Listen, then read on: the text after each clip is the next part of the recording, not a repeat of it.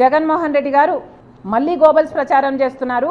పదే పదే కాంగ్రెస్ పార్టీ రాజశేఖర రెడ్డి గారి పేరును సిబిఐలో చేర్చింది, సిబిఐ ఛార్జ్ షీట్లో చేర్చింది కాంగ్రెస్ పార్టీ అని మళ్ళీ ఆరోపించారు ఆ ఇంటర్వ్యూలో. జగన్మోహన్ రెడ్డి గారికి మళ్ళీ చెప్తున్నాం, అది చెప్పకముందు ఇంకొక విషయం కూడా గుర్తు చేస్తున్నాం. మీ గోబల్స్ ప్రచారానికి మీకు ఏమాత్రం విలువలు ఉన్నాయో అని, విలువలు విశ్వసనీయత చాలా ఉన్నాయని మీరు చెప్పుకుంటారు కదా, అసలు మీకు ఏ విలువలు ఉన్నాయో ఈ ప్రశ్నలకు సమాధానం చెప్పండి. రాజశేఖర రెడ్డి గారు చనిపోతే రిలయన్స్ హస్తం ఉంది ఆ చాపర్ క్రాష్లో అని చెప్పినవాడు జగన్మోహన్ రెడ్డి గారు కాదా? ఈయన మాట చెప్తే రిలయన్స్ సంస్థలని ఎంతమంది ధ్వంసం చేయడం నిజం కాదా?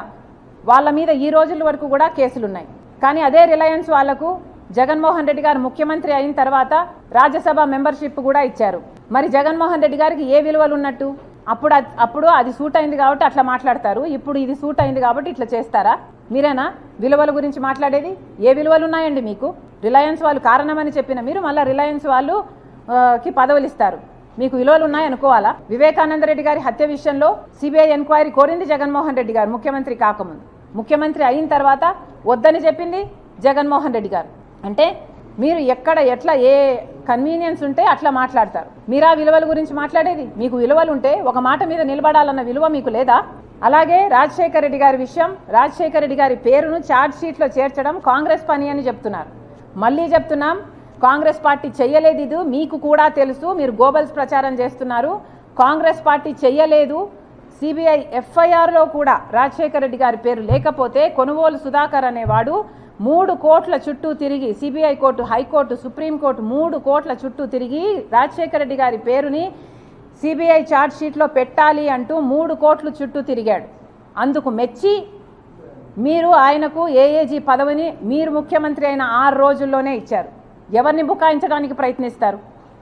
మళ్ళీ అదే మాట మాట్లాడతారు. అన్ని సాక్ష్యాలు ఉండి కూడా, ఇంత తెలిసి కూడా ప్రజలకు అర్థం చేసుకుంటున్నారు అనే ఇంగితం లేకుండా మళ్ళీ కాంగ్రెస్ పార్టీ సిబిఐ ఛార్జ్ షీట్లో రాజశేఖర రెడ్డి గారి పేరును చేర్చింది అని మాట్లాడతారు.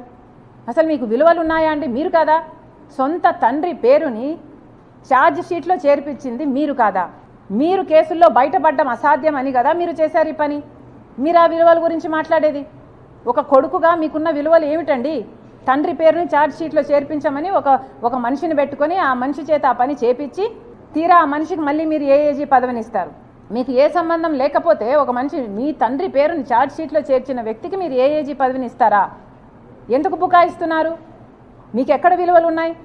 కొడుకు అన్న స్థానం, కొడుకు అన్న విలువ, అసలు మీకు కొడుకు అని చెప్పుకోవడానికి సిగ్గుగా లేదా? రాజశేఖర రెడ్డి గారి కొడుకు అని ఆయన పేరు ఛార్జ్ షీట్లో పెట్టించింది మీరు కాదా?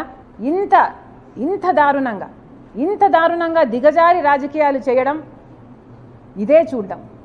మళ్ళీ చెప్తున్నాం, విలువలు, విశ్వసనీయత ఇలాంటి పెద్ద మాటలు మాట్లాడతారు మీరు. అసలు మీకు ఏ విశ్వసనీయత ఉంది? మీ విలువల గురించి ఒక్కసారి ఆలోచన చేసుకోండి.